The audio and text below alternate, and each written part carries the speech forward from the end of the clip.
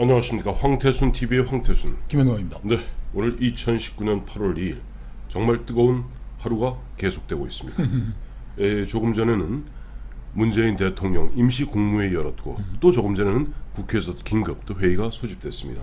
한마디로 그야말로 이제 전쟁의 포성을 울렸고 일본과 일전 결사, 임전무퇴 그와 같은 결연한 자세들이 마구 정치권을 휘돌아치고 있는 것 같습니다. 글쎄 말이에요. 벌써 그 문재인 대통령이 네. 이제 변방의 북소리를 계속 울리니까 네. 오늘 저 일본 대사관 앞에서 종로에 있는 일본 네. 대사관 앞에서 드디어 또 촛불 부대들이 다 모였습니다. 네. 모여가지고서 네. 아베 퇴진 국민행동 네. 이런 이 시민행동 박세훈 씨 늘 등장하는 네, 무슨 양반이 해가지고 좌파의 맹주죠. 하겠다 그러고 예. 굴욕적 한일 관계를 청산하자, 네. 일본하고 관계 청산하자 이렇게 주장을 예. 극렬한 주장을 하고 네, 있고 네. 3일 오후 7시에 네, 내일이죠. 내일 토요일마다 했던 그 박근혜 몰아냈던 그 촛불 집회를 광화문에. 또 광화문에서 하겠다 그러는데 이거 왜 그럴까요? 지금 그 경제는 어차피 뭐 가만히 있어도 뭐 파탄으로 지금 가고 있고 거시기 그렇죠. 경제 지표 뭐 좋은 거 하나도 없습니다. 그렇죠. 그리고 뭐 주변 국가의 관계는 뭐 중로는 우리 영공을 그냥 드러내놓고 침범을 하고 독도도 침공했죠. 저 뭐 미국하고도 뭐 관계도 뭐 별로 좋지도 않고 예. 뭐 되는 거 아무것도 없는데 네. 더군다나 그 믿었던 정은이마저 네. 뭐 어제부터 오늘까지 뭐 수도 없이 단도미사일 쏘면서 오늘 새벽에도 협박을 쐈죠. 하고 예. 있는데 왜 이렇게 또 일본과까지 또 전쟁을 이렇게 펼쳐놓고 하나하나 마무리해가면서 네. 뭐 국정을 안정시켜도 모자랄 판에 네. 왜 이렇게 또 전선을 막 펼치고 난리를 부리는 거죠? 그거는 대병법입니다. 아 그래요? 네, 대병법, 대전법 전략에 보면은 대란대치 전략이 있습니다. 마오쩌둥이 했던 전략이죠. 마오쩌둥이 뭐 아시겠습니다만은 대약진 운동 대규모 실패로 돌아가지 않습니까? 그렇죠. 국민들이 2천만이 굶어 죽지 않습니까? 죽고. 경제적으로 또 당시 또 러시아, 소련하고 또 충돌하고 있는 가운데 미국과 또 마찰 있고 이럴 때 간단한 겁니다. 흔한 얘기로 웩도독이라고도 하죠. 영어로는 꼬리를 흔들어서 몸통을 갖다가 흔들어 버리는 겁니다. 꼬리로. 그걸 대란대치 전략이라고 합니다. 크게 판을 벌이고 크게 난리를 피워서 크게 다스린다. 이게 마오가 한 얘기예요. 그래도 네. 그 민생에 네. 국가 운영에 뭐 좀 플러스가 돼야 되는데 네. 제가 이번에 일본 갔다 온 의원분들한테 얘기 들었더니 일본 정부가 네. 저 브라스를 포함한 그 반도체 기계 핵심 네, 부품 네. 3종을 네. 이제 수출 규제를 시작하면서 네. 규제하기 전에 네. 그 우리나라의 그 수출에 3종 그 소재 수출하는 기업들 다 불러가지고 네. 현장 점검까지 다 마쳤다는 네, 거예요. 네, 네. 지금 이제 저 다시 화이트리스트 배제하면은 1,100개 품목에 네. 일본이 이젠 자기 6,000골단에 자기 살을 베어내고 네. 수출 못하면 그 기업들 피해가 생길 텐데 네네. 그것까지 다 점검하고 한국에 여력하고 했는데 네.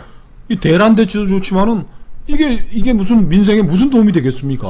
아, 그게 참 잘 모르시는구나. 네. 일본 같은 경우 지금 일본과 미국 공이 경제가 그야말로 전후 최고 완전 고용 상태 경제가 너무 좋습니다. 경제 너무 미국 마찬가지죠. 미국도 마찬가지고 일본도 지금 보면 완벽한 완전 고용을 이루고 있는 것이 일본 아베 정권입니다.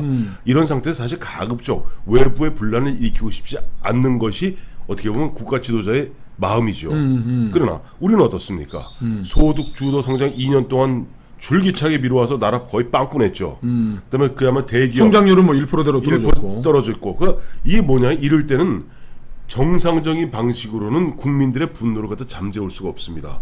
그때는 뭔가 적이 필요합니다. 자 봐라.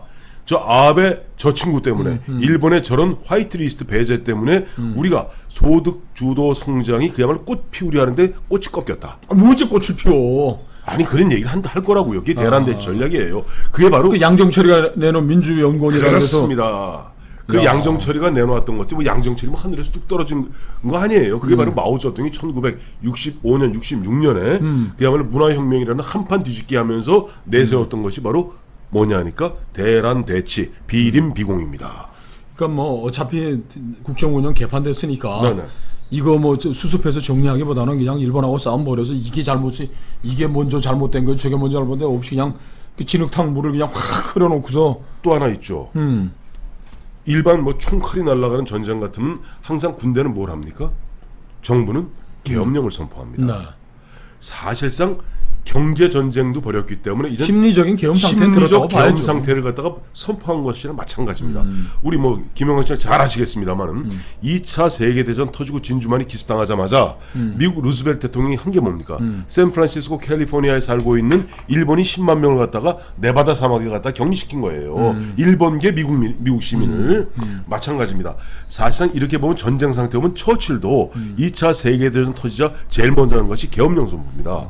그러니까 지금 심지어 계엄 선포하는 거죠. 시민단체들의 일본 상품 불매운동 이런 네. 데 불을 붙고 있는데 네. 이거 주도하는 게 네. 촛불부대 문재인 지지 세력들이에요. 바로 이게 그겁니다. 똘똘 뭉치는 그런 효과를 노린다 이거죠. 똘똘 뭉치고 거기에 대해서 반대하는 사람들은 뭡니까? 입을 좀 벌리지 못하게. 이제 누가 얘기합니까? 이제는 뭐 토착애구를 넘어서 친일파를 넘어서 이제는 보면 반역자가 될 판인데 전쟁 상태인데 이런 식으로 하니까 내부 통제가 굉장히 쉬워집니다. 그래서 대란 대치 전략이라는 그런데 네. 이제 우리 이제 관찰자가 될 수밖에 없는 중국의 네. 환구시보 이제 관영 이제 그렇죠. 언론인데 네. 이 환구시보에 오늘 네. 중국 과학원의 네. 리빈후 네. 그러니까 뭐 여본부라고 이제 돼 있는데 이 양반이 예, 예. 중국 과학원 교수가 네. 기고를 했어요. 네. 한국을 조롱하는 듯한. 아, 예. 그러면서 이제 어떤 내용입니까? 우리 저 황 대표 좋아하는 이제 병법을 잡고 했는데 네네. 그 손자병법에 나와 있다. 예, 예. 약한 군대가 굳게 지키면 네. 강한 적에게 포로로 잡히게 된다. 맞습니다. 한국이 기술력도 없으면서 예, 예. 이제 한국 반도체 산업이 매우 성공한 것처럼 보이지만은 구조적 약점이 뚜렷하다. 일본은 가장 중요한 재료 면에서 네. 소재 면에서 네. 기술적 우위를 점하고 있다. 그렇죠. 상대가 안 된다. 네. 또 손자병법 이 양반 네. 했네. 네. 손자병법에 네. 5배면 공성하고 공격하고 네. 병력이 네. 2배면은 병력을 나눠서 협공을 하고 네. 대등하면 맞서 싸워볼 수는 있다. 이렇게 네. 돼 있는데 네. 일본은 지금 병력이 5배가 되면 공격하라는 손자의 문구를 실천하고 있다. 이게 지금 지금 저 일본은 어떤 네. 나라입니까? 저 자기네 국익을 위해서 청나라와 싸우고 러시아와 러시아와 싸우고, 싸우고 미국과 싸우는데 청나라하고 싸울 때는 전사자가 1000명밖에 안 됐어요. 네. 전사자. 네. 병사가 10,000명이나 되더라고요. 네. 근데 러시아하고 싸울 때는 10만 명의 전사자를 맞습니다. 냈습니다. 미국과 태평양 전쟁하면서 죽은 일본군이 200만 명이에요. 200만. 그러니까 우리는 6.25 때 내전해가지고 민족 동족의 가슴에 뭐 총칼을 뭐 쏴댄 거 왜 네. 외국의 적들과 뭐 준비해가지고 싸운 적이 있습니까? 난 진짜 이걸 보면서 네. 그 옛날에 우리 한 20년 전에 그 했던 이연세 만화 있잖아요. 남벌. 남벌. 그 끝에 가면 그 오늘하고 똑같네. 네. 우리 남쪽의 대통령이 네. 딱 선언하죠. 민족 정기를 살리기 위해 내가 오늘을 기다려왔다.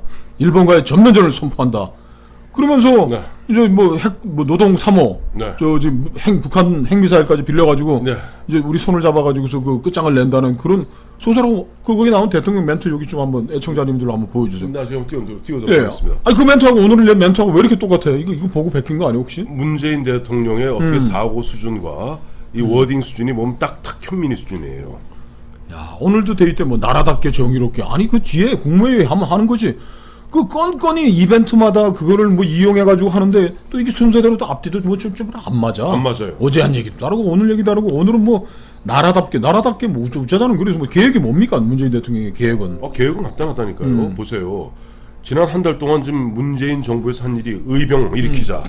문재인 대통령 직접 본인 입으로 이순신과 12척의 배 이야기했고 옥포 앞바다. 그다음에 저도가. 장가 불렀고 조국이 쫄지 말자 그랬고 바로 어제 그저께인가요? 그 저도에 가서는 바로 이 저도가 이순신 장군이 외놈들을 때려 부순 바로 옥포 앞바다다 라고 이야기하면서 어떻게 보면 저는 이 부분에 대한 어떤 전쟁을 한다면 전쟁은 그야말로 우리 손자병법 처음에 나오는 게 뭡니까? 병이라는 것은 국가가 흥하고 망하는 것이 전쟁이다.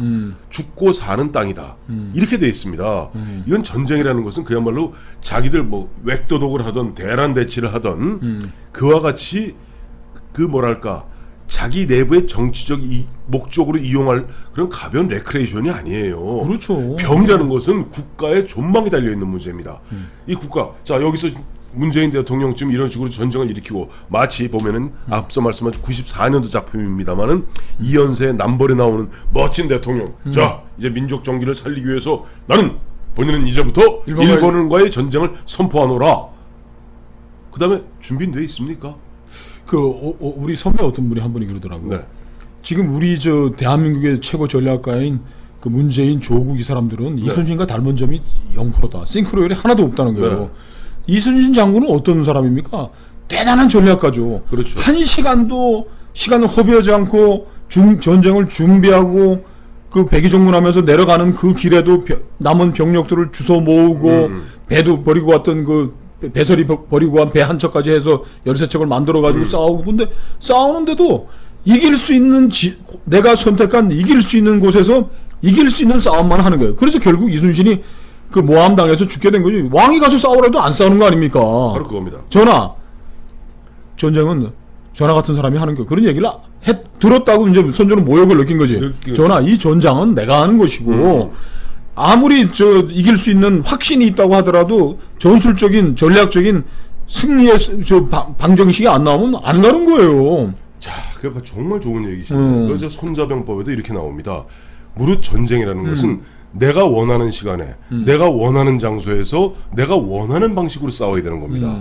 앞서도 말씀하신 아까 이순신 장군의 얘와 똑같은 얘기인데 사마양저. 그러니까 보면 손자보다 더 먼저 있었던 그 병략가죠. 사마양저를 비롯한 모든 병법이 나오는 것은 일단 전쟁에 나서면은 군주의 명도 거역할 수 있다는 것이 병서의 이제 원칙인데 어쨌든 그렇죠. 다시 돌아와서 지금 문재인 대통령 대한민국 총사령관입니다. 누구 표현대로 총사령관인데 전쟁 앞서 우리 저 김영광 실장 말씀하신 대로 전장이라는 것은 내가 그야말로 자 우리 다 나같이 죽어보자 하고 칼 들고 나가는 계획이 그게 전쟁이 아니에요.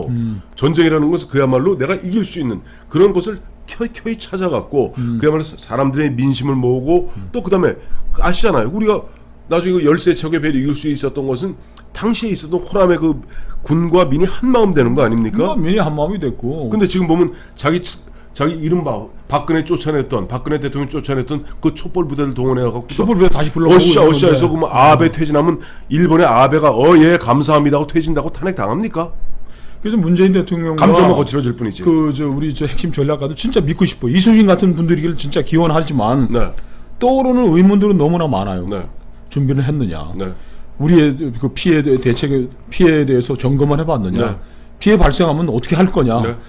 아니 지금 그냥 죽창 들고 다 모여가지고서 일본군 기관 단총에 맞아 죽었던 우금치의 동학 의병들처럼 그냥 죽창만 들고 모여가지고 소리 지르면 되는 거예요? 이게 전쟁이? 참 누가 아까 이순신과 저 문재인 대통령, 문재인 정부가 싱크로율 제로라고 그랬잖아요. 네. 누가 그 얘기합니다. 이순신 장군은 그야말로 수백 척의 배를 갖다가 처음에 10척, 20척을 늘려서 충실하게 군비를 충실하게 메웠던 대전략가고 문재인 정권은 멀쩡한 걸 다 때려서 12척을 만든 그런 사람들이라는 거예요. 그렇죠. 이 사람들이 이 예. 정말 한일 경제 전쟁을 승리로 끌고 갈 수 있다라는 정말 믿음이 하나도 없는데 네. 뭐 본인들은 뭐 이순신과 뭐 서희를 합친 뭐 그런 정부라고 하니까 보죠. 근데 지난 2년 동안 이 사람들이 국민들에게 약속한 거 뭐 지킨 게 아무것도 없잖아요. 경제를 그게 아베 때문이라니까요. 아베 때문에. 아니 아베 때문에 소득 주도 성장 이거 뭐 꽃 피울 수 있었고 그다음에 52시간 최저임금 그야말로 퐁퐁 잘 돌아갈 수 있었는데 민주노총도 다 잘하고 있었고 참여연대도 잘하고 있었고 민변도 잘하고 있었는데 이 아베가 말이지 누가 이런 식으로 표현하더라고요. 아베란 놈이 아베가 한민족이 하나 되는 것을 갖다 두려워해서 흔한 일 깽판을 논다는 식으로 그렇게 해석하고 그 있어요. 남벌에서는 대통령이 전쟁을 선언하니까 남과 북이 손을 잡고 우리는 예. 한민족이다 그러면서 핵무기를 이제 일본에다 쏘던데 빌려주죠. 지금 이 전쟁이 터졌으니까 김정은이 하고 이제 다시 또 만나가지고 그 군사 협력을 또 강화하게 되나요? 좀 여러 가지 또 걱정이. 아니 그건 저 최소한 탁현민이나 저 문재인 수준에서는 그런 생각도 할 수 있겠죠. 네. 그러나 이게 김정은은 최소한 그런 바보는 아닙니다.